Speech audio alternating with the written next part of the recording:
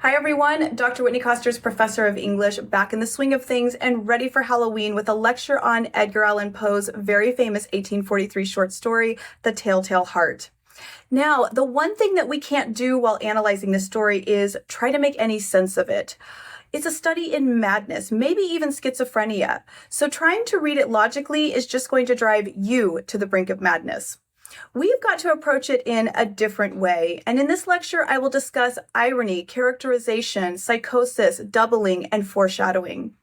Now, be sure to subscribe to my channel for a variety of audiobooks and lectures on literature and writing because I upload weekly videos that provide you with the insight into the stories that continue to be talked about, and there's never anything wrong with knowing a little bit more about that. And The Telltale Heart is definitely a story that's been explored, studied, and analyzed for almost 200 years. So, of course, there are many different interpretations on what drives the narrator to murder, what the old man's evil eye symbolizes, and exactly why the narrator confesses to his crime at all. And my interpretation may be a bit different than what you've heard before, so let me know what you think of it down below. Let's first start out with what the narrator tells us about his condition and mental state. Now remember, we are dealing with an unreliable narrator, one who can't and definitely shouldn't be trusted. When reading literature, never make the mistake of wholly trusting the narrator. You wouldn't blindly and wholeheartedly trust a random person you met in the real world on the first go, would you? So why would you do it in literature? In The Telltale Heart, there are many red flags that are raised from the get-go. The first thing that the narrator tells us is that he has been and is very, very dreadfully nervous. The disease had sharpened my senses, not destroyed, not dulled them. And one consequence of this disease from which he suffers, which he never names, by the way, is that his hearing is exceptional. In fact, he claims to be able to hear all the things in the heaven and in the earth and even in hell. This is then followed up with a question directed to the reader. How then am I mad? Hearken and observe how healthily, how calmly I can tell you the whole story. Whether he realizes it or not, the narrator has revealed quite a bit about himself in just this first paragraph. First, understand that when he says mad, he doesn't mean angry. He means insane. But we never accused him of being mad, right? So why the protest? And why defend his sanity so early in the narrative before we know anything about the murder? I think it is because this story, this confession, is one big defense, justification, demonstration of his sanity. But the irony that is lost on the narrator is that the means by which he tries to convince us of his sanity are the very things that reveal his insanity. One reason the narrator believes he is of sound mind is because he mistakenly equates sanity with rationality, precision, and calmness. It seems irrelevant to him that he has stalked this old man, been especially kind to him the week prior to the murder, delighted in his terror and dread, obsessed over his eye, violently murdered and dismembered him, invited policemen into the murder scene, and calmly sat himself directly on top of the old man's grave under the floorboards. In his mind, if you can premeditate a murder and do it with patience and cunning, then you are within reason to do so. Indeed, at one point he says, "If still you think me mad, you will think so no longer when I describe the wise precautions I took for concealment of the body." It's clear that the narrator has an inflated sense of self, impressed with and proud of the care he took in preparing for and committing this heinous deed, and he seems oblivious to the reader's horror, expecting instead our admiration. But the precautions he takes, the planning he does, point not to sanity, but to a methodical and intense need to eliminate the thing which the narrator has become wholly obsessed with and paranoid of, the old man's eye. Remember, the narrator takes no issue at all with the old man. He admits that he does not dislike him. In fact, he says, "I loved the old man. He had never wronged me. He had never given me insult. For his gold I had no desire." So the narrator doesn't even have a common realistic motive for murder like greed or hatred. No, he is simply irrationally fixated on the old man's eye, remarking that it resembles that of a vulture. And it seems that he is disturbed by the eye only because it is abnormal. It has a film over it. We don't know exactly what's wrong with this old man's eye. I mean, of course we don't, right? The narrator, who is obviously a madman, cannot logically tell us or even consider that this old man is probably suffering from a natural condition of the eye like cataracts, glaucoma, or a corneal ulcer. Instead, the narrator transforms a harmless, infected eye into an evil eye, one that carries bewitching powers that can possess the narrator, curse him, and make his blood run cold and chill the very marrow in his bones.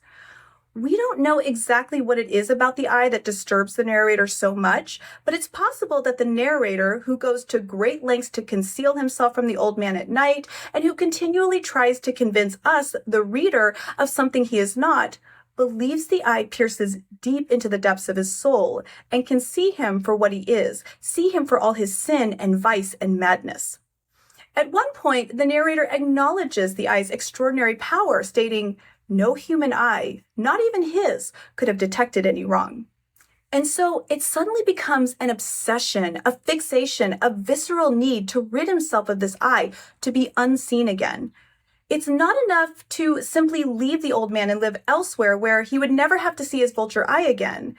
No, it's clear that the narrator believes this eye, this evil eye, as he calls it, is possessed, and its curse on him will never be relieved until the body in which it resides is dead.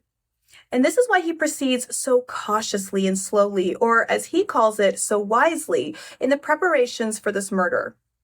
The very things that the narrator does out of caution and foresight, which are to him markers of his sanity, are actually markers of his lunacy, the things that make him a terrifying, creepy figure. Fanatical and paranoid, the narrator moves at an almost inhuman pace, taking an entire hour to thrust his head into the crack of the door to stalk this innocent sleeping man, and standing in the doorway without moving a single muscle for a whole hour. For 8 straight nights, the narrator stalks the old man, slowly turning his lantern open so that a single ray of light, no bigger than a spider's thread, falls directly on the old man's eye, which is always closed. I mean, can you imagine how terrifying this would be to the innocent old man? It's on the 8th night when the eye is suddenly visible, because the poor old man has been startled awake by a noise that the narrator accidentally makes. Upon seeing the eye, the narrator becomes unhinged and grows furious, a reaction that is incommensurate with the circumstance. He says, "I saw the eye with perfect distinctness, all a dull blue, with a hideous veil over it that chilled the very marrow in my bones. But I could see nothing else of the old man's face or person, for I had directed the ray as if by instinct precisely upon the damned spot." Now, I suspect the reason the narrator can only see the old man's eye is not because of where the light lies, but rather because his mind is so fiercely consumed by it. He has tunnel vision. Nothing else matters to him. He admits that he is haunted day and night by the resolution to kill the old man, and it is this night, the night when the eye is open, that the narrator finally murders him. Death is foreshadowed in various ways throughout the story, whether it be the comparison of the old man's eye to a vulture, a bird of death who circles its prey and feeds on its carcass, or the mention of the death watches in the wall, insects that beat their heads against the wall to attract mates, but whose tap, tap, tapping signaled to the superstitious that the clock was ticking and death was approaching.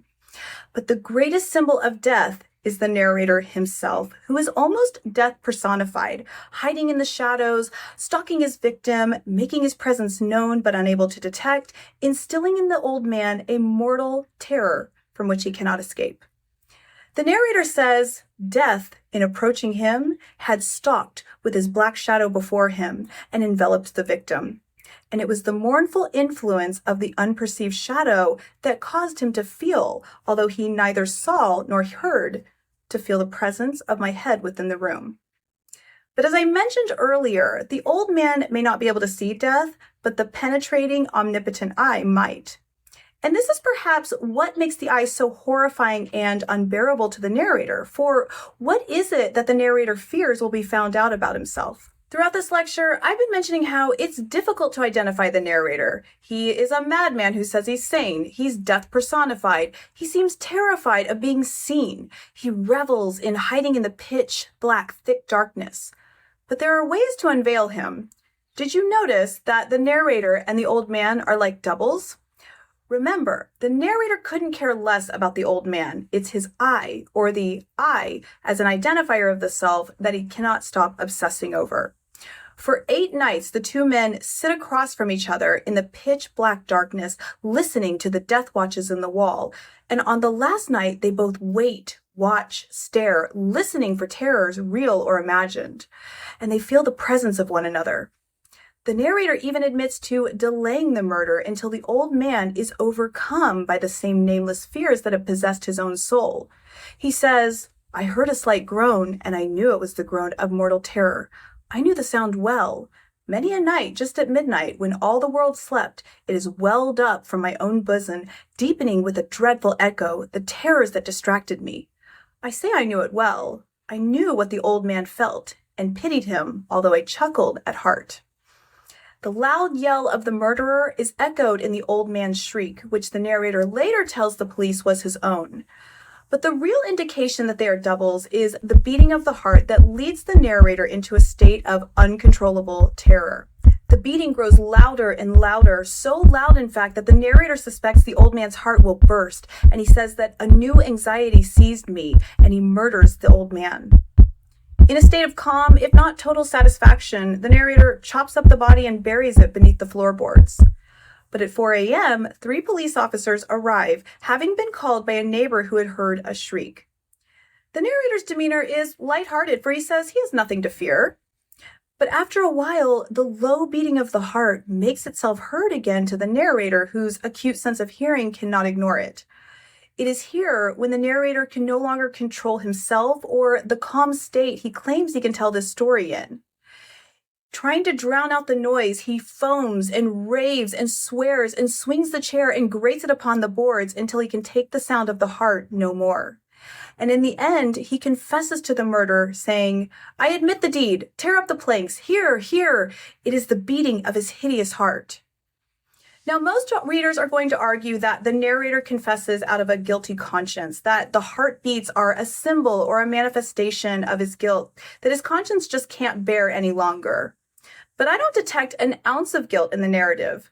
In fact, I argue that since the murderer and victim are doubles, the heartbeats that the narrator has heard from the beginning are not the old man's, but his own. And what he calls a sense of hearing acute is really just madness. Think about it. He has admitted that he is nervous, dreadfully nervous, that he has a disease, that he has anxiety. And he has just spent 8 days planning this man's murder, obsessing over his eye and stalking him. Now he has murdered him and chopped up his body into pieces and buried him beneath the floorboards. What do you think this would physically do to a dreadfully nervous person? Increase the beating of his heart? Probably, right? Look at all the symptoms of nervousness, paranoia, and anxiety that the narrator's body shows. He grows very pale. He starts to speak more quickly and vehemently and in a heightened voice. He gasps for breath and begins pacing to and fro with heavy strides. He raves and swears. The calm demeanor he claims to have had is no more. His body is naturally reacting to the stress, trauma, and intensity of a horrifying crime and an obsession, and he cannot control either. You'll also notice that this man who says he can calmly tell us the story is not so calm by the end, illustrated by the exclamation points, excessive emphases, and dashes that inundate his language. It is the beating of his own accelerated heart that seems to induce all these other physical symptoms. But because he's a raving lunatic, he operates under the pretense that he raves and gasps and swears only to distract the officers from the thumping noise that he believes is emanating from the floorboards. A noise that is so loud that the officers can't possibly not hear it, he says. Was it possible they heard not? Almighty God, no, they heard, they suspected, they knew. They were making a mockery of my horror. This I thought, and this I think. But anything was better than this agony. Anything was more tolerable than this derision. I could bear those hypocritical smiles no longer. I felt that I must scream or die. Villains, I shrieked. Dissemble, no more. I admit the deed. Tear up the planks, here, here. It is the beating of his hideous heart. Taking the life of the old man does not rid the narrator of the real source of his fury and nervousness and paranoia. In fact, the death merely increases and further triggers the narrator's psychosis. No longer obsessed with the evil eye, the narrator is now fixated on the beating heart, and his paranoia is hyperfixed on the officers who sit calmly by the narrator, unaware that anything unusual is taking place. Just as the narrator had projected onto the old man's infected eye bewitching powers, so too does he misinterpret the officer's obliviousness as derision, mockery, and hypocrisy, which is his ultimate undoing. So, while it's certainly a valid interpretation that it's his guilt that overwhelms him to confess, I argue that the narrator doesn't show any sign of a conscience throughout the story. What he has shown from the get-go is paranoia, lunacy, undue anger, and self-importance, all of which come to a climax at the end. Think about it. A raving, diseased, nervous madman who has just murdered and dismembered a man starts to have delusions, and when 3 officers of the law do not acknowledge such delusions, it triggers his paranoia and anger that he, a boastful, prideful man, is being ridiculed, and leaves him in such a frenzied state that he has nothing left to do but to confess. Let me know what you think drives the narrator to confess and what you think the beating heart actually is. Share your ideas below with me, and don't forget to check out some of my other videos, including a whole playlist on Gothic fiction, which also includes a lecture on Poe's equally creepy story, The Cask of Amontillado. Thanks for stopping by, and I will hopefully see you guys in the next one.